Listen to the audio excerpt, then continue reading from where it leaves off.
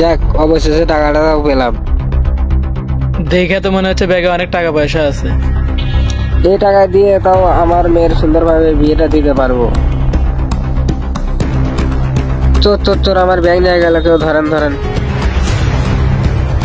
ভাই কেউ কি আছেন? একটু সাহায্য করেন ভাই। ভাই কি হয়েছে? ভাই কি হয়েছে? কি হয়েছে? ভাই আমার অনেক দিনের সম্পদ, আমার অনেকগুলো টাকা একজন চোর চুরি করে নিয়ে গেছে। ভাই যেভাবে হোক আমার টাকাগুলো আমাকে উদ্ধার করে দেন ভাই। ভাই আপনি চিন্তা করেন না ভাই, আমি যেভাবে হোক আপনার ব্যাগ আনতেছি ভাই, আপনি থাকেন।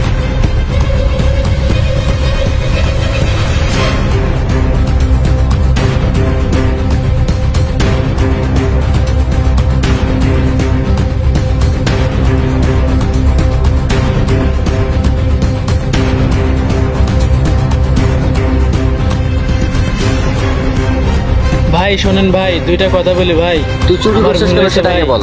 ভাই আমার ভুল হয়েছে ভাই, প্লিজ বল। ভাই দুইটা কথা বলি।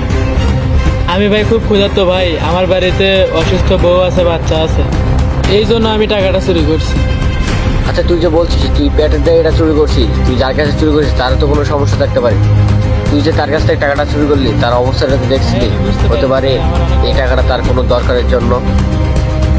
তোর তো হাত পা সবই ঠিক আছে, কাজ করে খেতে পারিস না। ভাই আমাদের গরিবদেরকে তো কেউ কাজ দেয় না ভাই। কাজ দেয় না দেখে বলে তুই চুরি করবি? শোন, আমি তোকে কিছু টাকা দিচ্ছি, এই টাকাতে ভালো কোনো ব্যবসা করবি, ঠিক আছে? তারপরে এই চুরি চাকরি আর করবি না, ঠিক আছে? জি ভাইয়া অবশ্যই।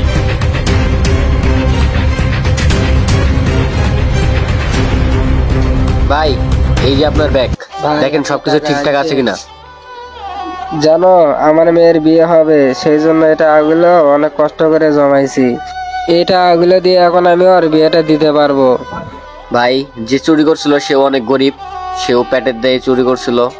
আমাদের বাংলাদেশটা এখন এমন পর্যায়ে চলে গেছে যার কারণে সবাই এইসব রাস্তাও বেছে নিচ্ছে। আর ভালো থাকবেন, নিজের খেয়াল রাখবেন, টাকা পয়সা ঠিকভাবে রাখবেন। আসসালামু আলাইকুম।